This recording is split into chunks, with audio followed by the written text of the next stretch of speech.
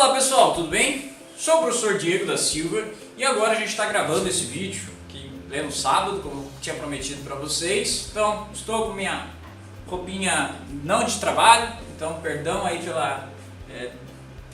pela liberalidade, vamos dizer assim. Mas esse não é um vídeo oficial, então me senti bem à vontade para isso. Vamos lá galera, o que a gente vai falar agora? A gente vai gravar para vocês uma devolutiva da prova, perfeito? Então, uma das atividades era essa questão aqui, que tinha os dados do ativo A, dados do ativo B e alguns dados gerais que, por exemplo, a CDB era de 9%. Tinha o beta dos ativos e a taxa esperada do mercado. E a primeira questão era avaliando então somente a TIR qual dos dois projetos eram viáveis. Vou colocar aqui para vocês a resolução dessa questão. Então, a primeira questão pedia, utilizando o conceito de retorno de ativos, determine o retorno percentual de A e B. Então, observem o fluxo.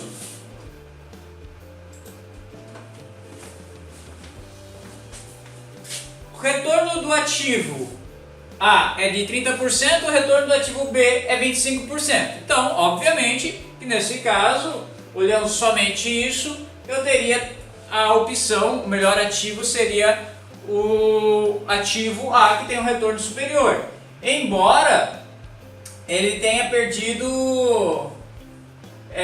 o valor atual do mercado dele tenha sido inferior ao ativo B, porém em relação ao investimento e o resultado anual ele é um retorno superior, sendo então 30% referente a isso. Depois ele traz a seguinte pergunta: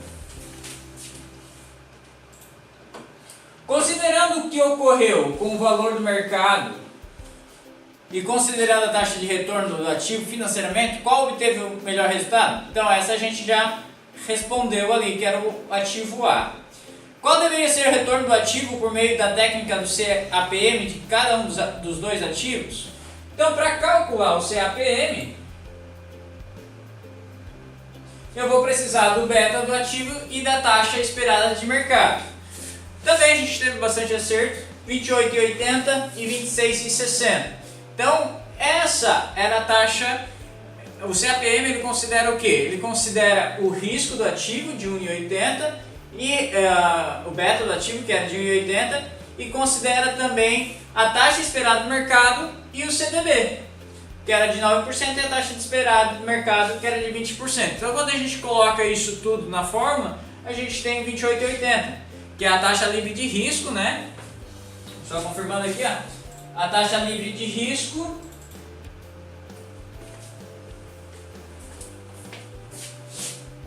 temos C10, que seria a taxa livre de risco, que seria o CDB, mais C08, que é o beta, vezes a diferença da taxa livre de risco para o CDB.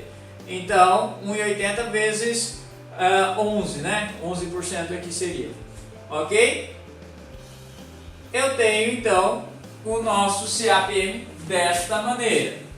E a última pergunta, que depois do cálculo era: por meio da relação da taxa de retorno de investimento e o CAPM, os investimentos nesses ativos atingiram os objetivos dos investidores?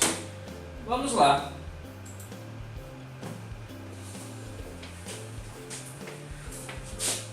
Qual que era o objetivo dos investidores?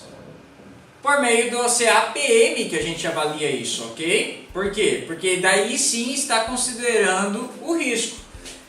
Meu CAPM foi de 28,80 e o meu retorno foi de 30, ok, atingiu o meu objetivo. Meu CAPM foi de 26 e o meu retorno do ativo foi de 25, não, então eu não atingi meu objetivo. Por quê? A taxa esperada do mercado é a taxa esperada, mas ela não leva em consideração o risco, ok? Ela não considera esse risco. Então eu quero ter um ganho de 20%, mas considerando esse meu beta, esse meu risco de mercado, ele passa a ser então uma requisição de retorno, vamos dizer assim, uma taxa de retorno que eu quero de 28,80. Se eu atingir 30, ok, positivo.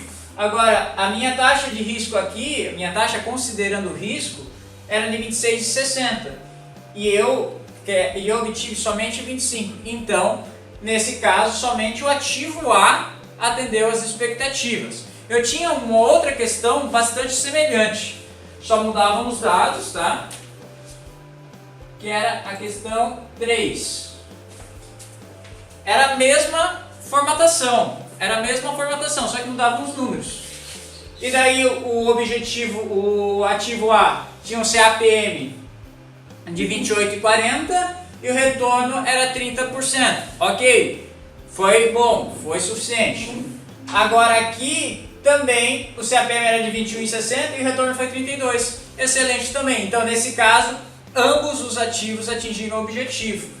Ok? E daí, lá na segunda pergunta desse daqui, então o retorno do ativo do B era melhor. E aqui nessa situação, se os dois atingiram os objetivos, sim. Nessa questão, ambos atingiram o objetivo. Um outro tipo de questão que nós tínhamos era esse formato aqui, que trazia o beta do ativo, a taxa esperada do mercado, tinha empréstimos com taxa de 15%, empréstimos com taxa de 10% e o capital próprio, tá? Então nessa questão, e trazia o IR e o CDB também como informação. Nessa questão ele pedia uma série de comandos também. Determine o custo de capital próprio de cada um dos ativos. Depois, observando o passivo oneroso apresentado, calcule o custo de capital de terceiro dos ativos. Então eu tinha dois passivos onerosos ali. Identifique o custo médio ponderado, CMPC, e depois, supondo o investimento cujo retorno previsto seja de 19% ao ano, em qual ou quais ativos o investimento poderia ser viabilizado. Então vamos para a nossa conta. Primeiro ele pediu o custo do meu capital próprio, que é justamente calcular o meu CAPM, beta do ativo, a taxa esperada do mercado e a minha taxa livre de risco. Então a minha taxa livre de risco era 9, daí o meu beta vezes a diferença da minha taxa esperada pelo CDB dava 37,80 e 28,20. Essa era a primeira resposta, achar o CAPM. Depois ele pede o quê? Ele pede o cálculo do capital de terceiros. Meu cálculo do capital de terceiros. Eu tenho dois empréstimos, tá? Um de 15% e outro de 10%. Então eu tive que fazer um custo ponderado só do meu capital terceiro, tá? Então somente meu custo médio ponderado de capital só dos dois empréstimos, 15% e 10%. Então a mesma conta que eu uso para fazer o CMPC, eu usei um CMPC só de terceiros aqui. Então o custo do capital de empréstimos 9,90 e o outro 6,60. Então a relação proporcional de 500 mil para 9,90, 900 para 6,60, proporcionalmente dá 7,78. A mesma coisa aqui, 10,08. Eu considero o quê? Uma proporção de 500. Meu total é 1.400.000, a soma dos dois, certo? 500 mil eu tenho a 9,90 e 900 eu tenho a 6,60. Faço a multiplicação e depois eu divido por 1.400, tenho 7,78. Olha só.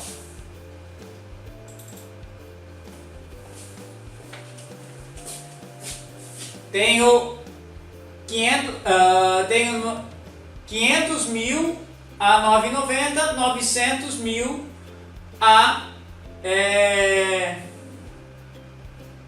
900 mil a 6,60. Divido pela soma dos 1.400, tá? Como eu falei para vocês. Então, esse era o meu custo de capital terceiro, 7,78 e 10,08. E daí, por fim, eu faço o meu custo médio ponderado de capital, custo médio ponderado de capital, que era 20,29. 1.400.000 vezes a minha taxa de 7,78 e 1 milhão com a taxa de 37,80, dividido por, no caso, 2.400.000, ok? Daí essa dá a minha taxa de 20,29 e aqui de 17,71. Então a pergunta era a seguinte: supondo um investimento cujo retorno previsto seja 19% ao ano, Em qual ativo o investimento poderia ser viabilizado? 19% ao ano. O que eu tenho que considerar? 19% ao ano. O que eu tenho que considerar? Meu CMPC. Meu CMPC é 20%, eu quero o 19%. Então ele já não dá. 17,71, opa, aqui ele vai retornar superior ao meu custo médio ponderado de capital. Então pode ser, nesse caso, o ativo B é que seria viabilizado, ok? A outra questão que tinha, semelhante a essa que a gente acabou de ver, só mudava então os dados e, no caso, a pergunta era de um investimento que dava um retorno de 15%. Como o custo médio ponderado de capital do ativo A era 20%, então também não daria no ativo A, só daria no B, que o custo médio ponderado de capital era de 14,36. Pessoal, qualquer dúvida, manda lá pela plataforma, agora que você já sabe mais ou menos como faz, ok? Um abraço!